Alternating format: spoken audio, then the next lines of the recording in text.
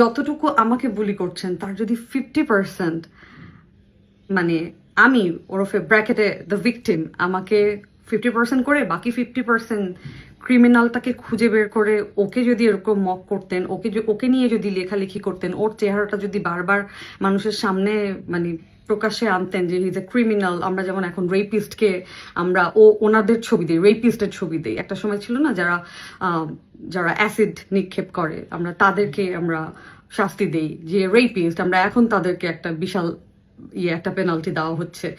ঠিক তেমনি যারা এই যে এইরকম মানে আরেকটা মানুষের ক্ষতি করে তাদের কনসেন্ট ছাড়া, যে তাদের প্রাইভেট কিছু প্রাইভেসি কি বলে ডিসক্লোজ করে এবং সেটা একটা গুরুতর ক্রাইম, এবং সেই মানুষগুলোকে আপনারা যে বুলি না করে আপনারা যে ভিকটিমকে বুলি করছেন day by day. Almost 16 years আমাকে বুলি করা হয়।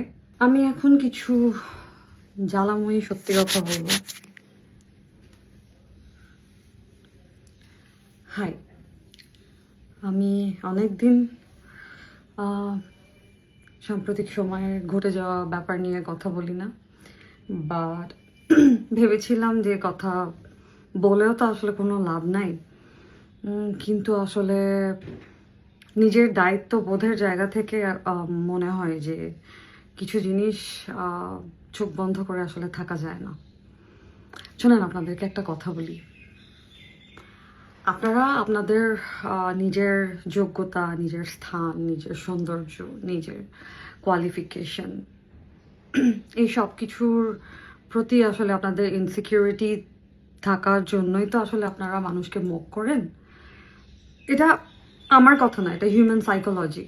এগুলো সাইকোলজিস্টরা এগুলো পড়াশোনা করে বের করেছেন, এগুলো আমার একদম কথা না।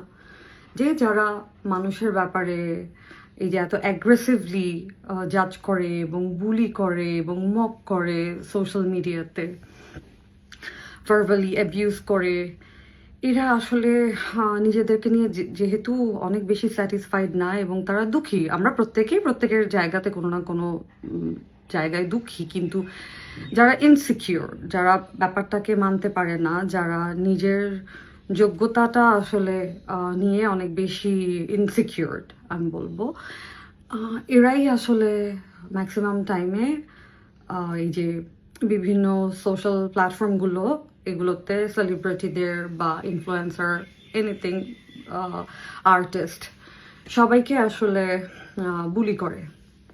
তো আমার বুলির তো আসলে ইটস বিন অলমোস্ট 16 ইয়ার্স আমাকে বুলি করা হয়। আমার কথা হচ্ছে, আপনারা আপনাদের জায়গা থেকে আমাকে বুলি করে মজা পান, এটা আপনাদের একটা পৈশাচিক আনন্দ হয়, আই টোটালি আন্ডারস্ট্যান্ড। বাট ঠিক যতটুকু আমাকে বুলি করছেন তার যদি 50% মানে আমি ওরফে ব্র্যাকেটে দ্য ভিকটিম আমাকে 50% করে বাকি 50% ক্রিমিনালটাকে খুঁজে বের করে ওকে যদি এরকম মক করতেন, ওকে নিয়ে যদি লেখালেখি করতেন, ওর চেহারাটা যদি বারবার মানুষের সামনে মানে প্রকাশ্যে আনতেন যে ইজ এ ক্রিমিনাল। আমরা যেমন এখন রেপিস্টকে আমরা ওনাদের ছবি দিই, রেপিস্টের ছবি দিই। একটা সময় ছিল না যারা যারা অ্যাসিড নিক্ষেপ করে আমরা তাদেরকে আমরা শাস্তি দেই যে রেপিস্ট, আমরা এখন তাদেরকে একটা বিশাল একটা পেনাল্টি দেওয়া হচ্ছে। ঠিক তেমনি যারা এই যে এইরকম মানে আরেকটা মানুষের ক্ষতি করে তাদের কনসেন্ট ছাড়া, যে তাদের প্রাইভেট কিছু প্রাইভেসি কি বলে ডিসক্লোজ করে এবং সেটা একটা গুরুতর ক্রাইম, এবং সেই মানুষগুলোকে আপনারা যে বুলি না করে আপনারা যে ভিকটিমকে বুলি করছেন day by day. I understand. আমি আপনাদের I empathized about yours insecurity, about your job, about your beauty, about your qualification, about your family background, about your childhood কি বলবো facilities and all that, which is why you guys are very concerned about my income source or other girls' income source when they are going out or when they are doing good in their life. Okay, কোনো problem নাই, but exactly যেই পার্সনটুকু বুলি আপনি আমাকে করে বাকি 50% যদি ক্রিমিনালকে করতেন, তাহলে পৃথিবীতে তন্ময়ের জন্ম হতো না।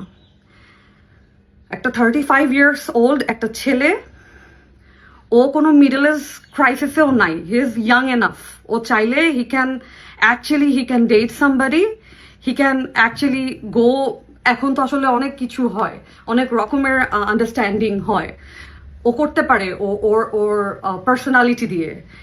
এই যে পারভার্সন ওর মধ্যে জন্ম হয়েছে জাস্ট বিকজ আমরা এক্স্যাক্টলি দেখিয়ে দিতে পারছি না which one is crime and কোনটাকে নিয়ে আসলে আমাদের কথা বলা উচিত, কাকে আমাদের বুলি করা উচিত, কাকে আমাদের মানে কার লাইফ আসলে আমাদের নিয়ে কথা বলা উচিত।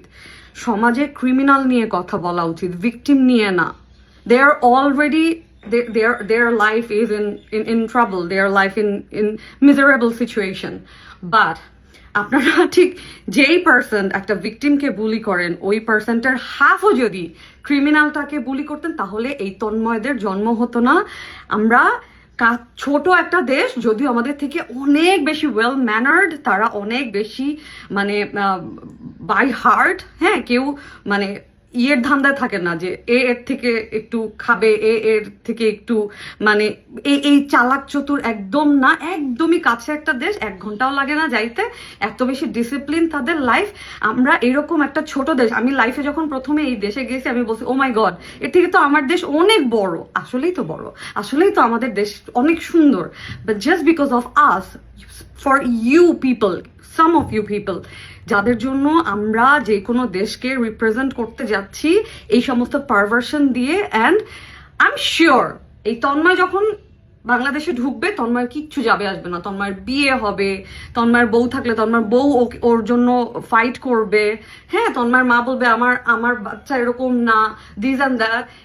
এই প্রচলনটা এত বেশি common, but you know what, this is the high time. আমরা আসলে অনেক কিছু নিয়ে এখন কনসার্ন না, আমরা রং প্যারেন্টিং নিয়ে কথা বলি, আমাদের চাইল্ডহুড ট্রমা নিয়ে কথা বলি, আমরা একটা জেনারেশন কিন্তু আছে যে এইখানেই আমরা আসলে থেমে যেতে চাই, নেক্সট জেনারেশনকে আমরা আসলে আর কোনো ট্রমার মধ্যে দিয়ে যেতে মানে দিতে চাই না, যে জেনারেশন টু জেনারেশন আমরা বিভিন্নভাবে আসলে সাফারার, এবং আমরা নেক্সট জেনারেশনকেও আমাদের পাস্ট এক্সপেরিয়েন্সটা আমরা ওই বোঝাটা দিয়ে দিই, রাইট? আমরা এই জেনারেশনটা কিন্তু অনেক বেশি কনসিয়াস, আমরা বলি যে না, আমরা আমাদের নেক্সট জেনারেশনকে আর কোনো ট্রমা দিব না, যাতে করে ওদের চাইল্ডহুডটা সুন্দর থাকে, ওদের চাইল্ডহুডটা যেন মিজারেবল না হয়। বাট এই তন্ময়দের জন্ম শুধুমাত্র হয়েছে যখন আমরা একটা ক্রিমিনালকে আমরা মানে ওভারলুক করে, যখন একটা ভিকটিমকে আমরা প্রতিনিয়ত আমরা আসলে ভার্বালি এতটা বেশি অ্যাবিউজ করছি এবং তাদেরকে মেরে ফেলার প্রতিদিন চেষ্টা করছি এবং তাদের লাইফটাকে একদম হেল করে দিচ্ছি। আই আন্ডারস্ট্যান্ড আপনারা করেন, সেটা নিয়ে আমার কোনো প্রবলেম নাই, বাট 50% কমিয়ে যদি ওই 50%টা একটা ক্রিমিনালকে নিয়ে যদি আপনারা কথা বলেন, একটা ক্রিমিনালকে শেম করেন, একটা ক্রিমিনালকে নিয়ে আসলে আপনারা জেগে ওঠেন, কথা বলেন, তখন এই তন্ময়দের জন্ম হয় না, যারা আরেকটা দেশে গিয়ে রিপ্রেজেন্ট করে how perverted you guys are. Thank you very much.